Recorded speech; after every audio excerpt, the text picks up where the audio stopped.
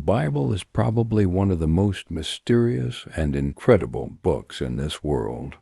Here are writings that not only shaped the lives of thousands of people, but that changed the world around us.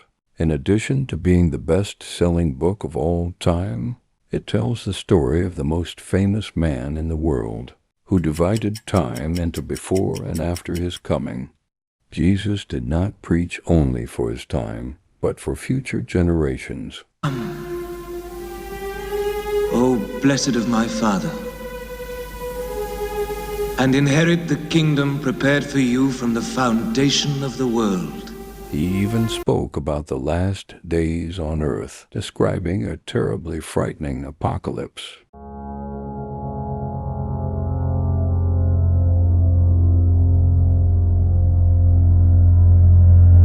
Imagine the whole world hearing trumpets from heaven, announcing God's justice and wrath upon the earth. Many of the signs described in Revelation have already happened, and scholars say we are living in the last days.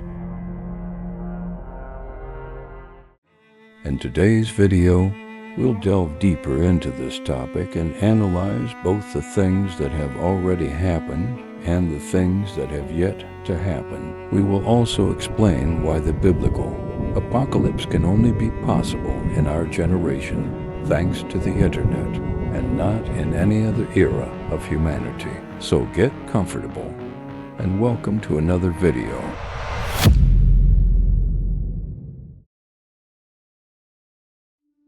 To know if the Bible really knows what will happen in the future, there is nothing better than analyzing whether, at some point, it already predicted events that would happen thousands of years after those times. Many say the Bible is just another book, a simple fairy tale written by Hebrews living in the desert. But the reality isn't quite that simple. Throughout history, numerous ancient prophecies have been fulfilled. Furthermore, it's important to remember that the Bible was written by multiple authors, many of whom never had contact with each other, never read each other's writings, much less met in person. Even so, this collection of books that we know today as the Bible has more than 72,000 internal connections between its texts. So let's take a look at some of these prophecies that have come true throughout history. The first of these is the return of the Jews to the kingdom of Israel, described in Isaiah chapter 11, verses 11 and 12, and also in Ezekiel chapter 37, verses 21 and 22. Many believe that the establishment of the State of Israel in 1948 is precisely the fulfillment of these prophecies. After nearly 2 millennia of dispersion, Jews began returning to the land of Israel in the late 19th and early 20th centuries. At that time, no one could have imagined that Israel would return to existence as a nation, much less that it would return to occupy Jerusalem, which today is at the center of world geopolitics, often alone against numerous enemies. Zechariah chapter 12, verse 3 confirms this scenario by saying, "In that day I will make Jerusalem a burdensome stone for all peoples. All who lift it will be severely injured, and all the nations of the earth will be gathered against it." This culminates in another prophecy spoken in Ezekiel chapter 36, verses 34 and 35, which speaks of the land of Israel flourishing again after a long period of desolation.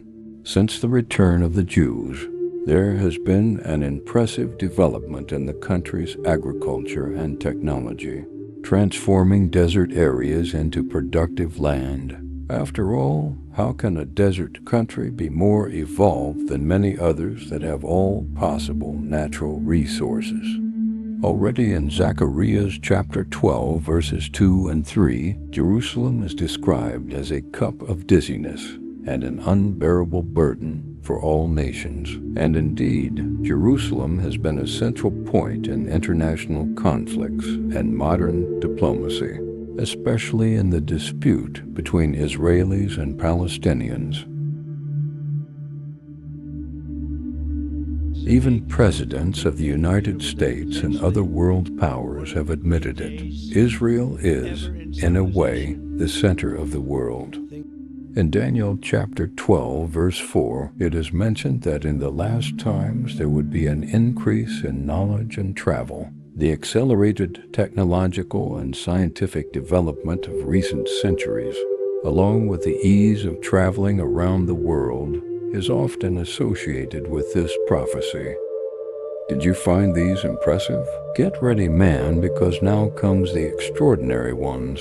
The first was by Jesus and the prophet Daniel, who I saw almost 600 years before Christ. Daniel then said so.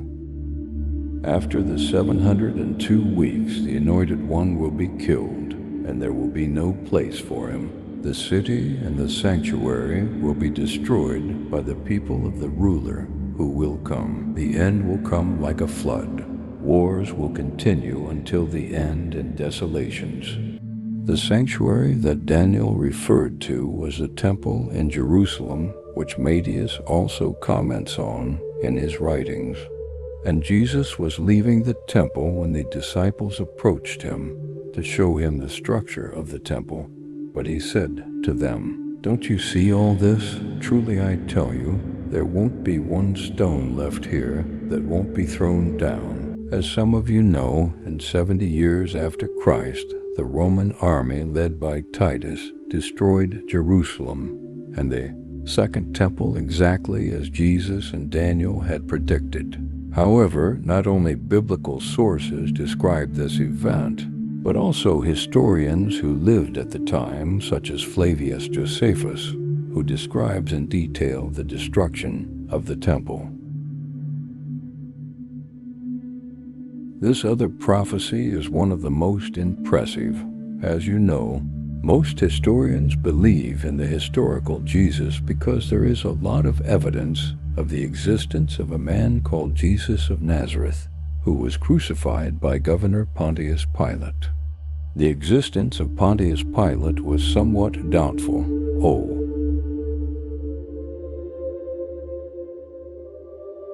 In 1971, however, a team of archaeologists discovered a stone inscription in Caesarea Maritima, the city where Pilate resided while he ruled Judea. The inscription, known as the Pilate inscription, mentions his title as Pontius Pilate, governor of Judea, which proves his existence and position of power. Furthermore, the life in Jerusalem described by the apostles, according to historians, corresponds exactly to what the city was like at the time. This shows that they actually lived there. But this is a complex topic. If you'd like, I can prepare a video just on the question of Jesus' historical existence. However, based on the assumption of archaeology and the reports of historians who claim that Jesus actually existed, was flogged and crucified by Pilate, we see that several prophecies are fulfilled.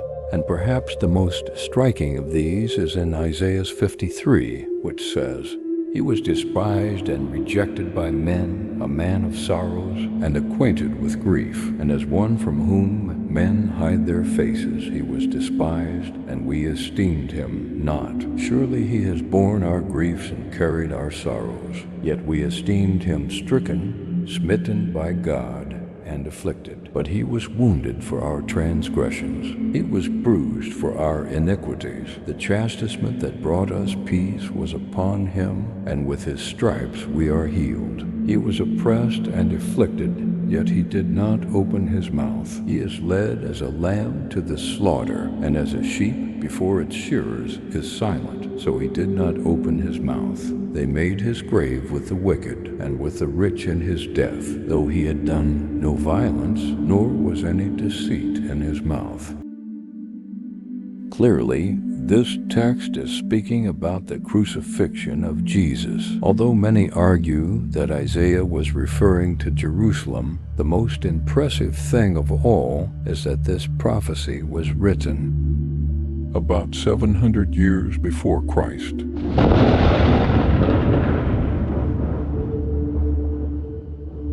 Another stunning prophecy was that of Jesus himself, when he declared that the gospel would be preached throughout the world. At that time, saying this seemed crazy. The doctors of the law showed strong rejection of his words, while the powerful Roman Empire dominated with its own gods and cultures. In other words, announcing something like this was the same as going against everything and everyone. No wonder he was crucified. Woe to you, scribes and Pharisees, hypocrites all!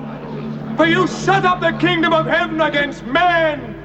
You do not go in yourselves, nor do you let others enter. Blind guides! Basically, it was Jesus and his 12 apostles against the world. Years later, as predicted in some prophecies, the early Christians suffered persecution for several centuries. Christianity was strictly forbidden. However, today we are living proof that this was fulfilled, as Christianity is now the largest religion in the world. So we can say that the first Christians were either crazy people who preferred to die for a silly cause, or they really saw the miracles and believed in Jesus' words because they faced death but did not stop believing. But if you're still not satisfied, we have one of the most current ones, Ezekiel's prophecy, which said that one day the Dead Sea and the lands around it would come back to life. If you had said this a few years ago, they would have said it was impossible, that you were crazy. After all, the salinity of the Dead Sea is extremely high. The waters lack oxygen, which is toxic, and the surrounding land has always been barren. But about 2,600 years ago, Ezekiel prophesied that there would be life, plants, and many fish there, something unthinkable at the time. Besides these, there are several other prophecies, but I think that even the most skeptical could see that this book is not just an ordinary book. Now that we know that the Bible can indeed predict the future, let's talk about the signs of the apocalypse, which apparently will come soon.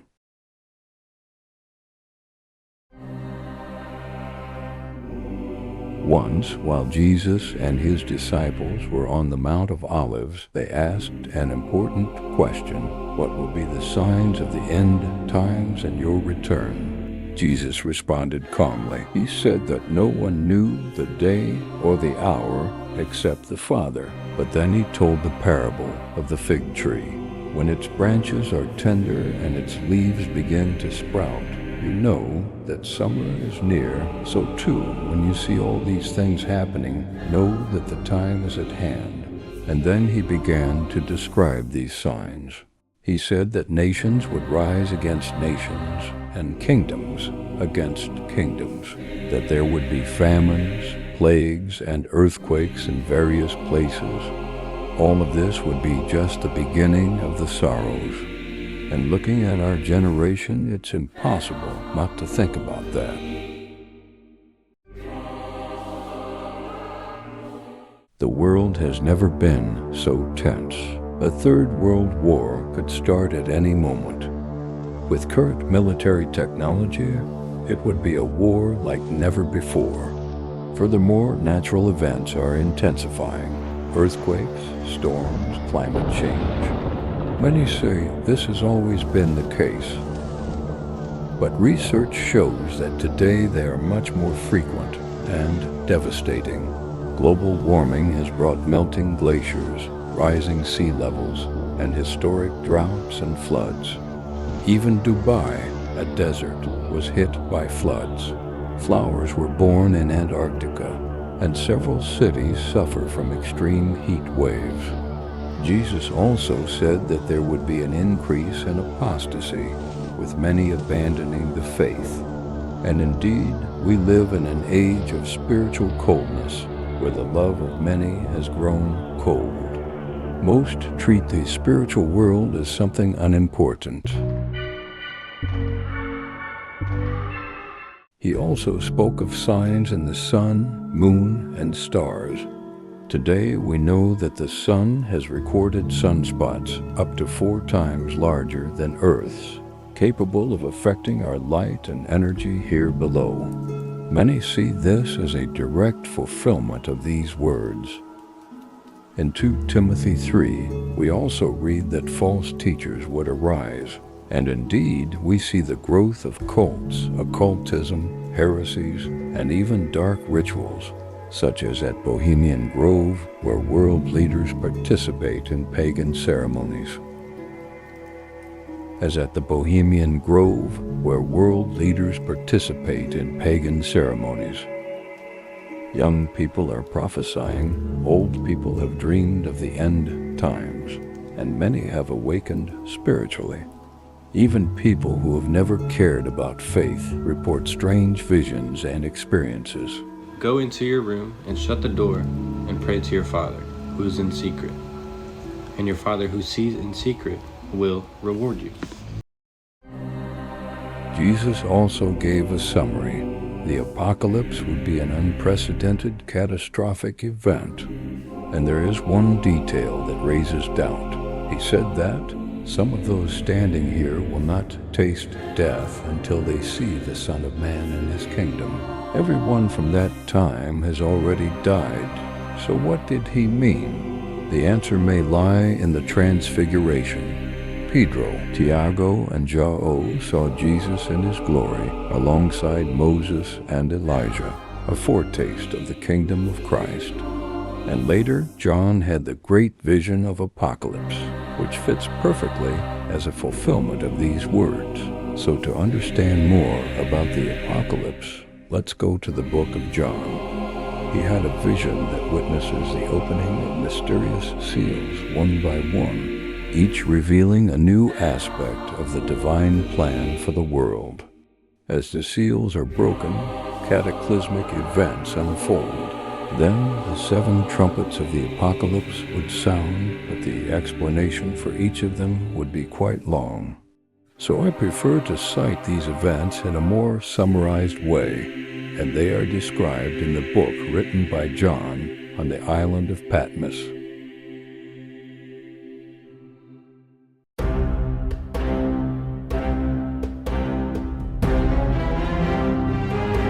This book, although highly interpretative and full of metaphors and parables, is very difficult to understand. However, it contains some of the most impressive signs of recent times. To grasp them, we must place ourselves in John's position. He was a man of a simple period, describing current events. Some individuals suggest that John's symbolic descriptions can be interpreted as visions of modern technologies, such as helicopters, war tanks, and other contemporary military devices. For example, when he says, "The appearance of the locusts was like horses prepared for battle. On their heads were something like crowns of gold, and their faces were like human faces. They had hair like women's hair, and their teeth were like lions' teeth. They had breastplates like breastplates of iron, and the sound of their wings was like the sound of chariots, with many horses rushing into battle. They had tails like scorpions with stingers, and in their tails they had power to hurt people." This makes a lot of sense, because John had never seen helicopters. This may have been the way he was able to describe this military equipment.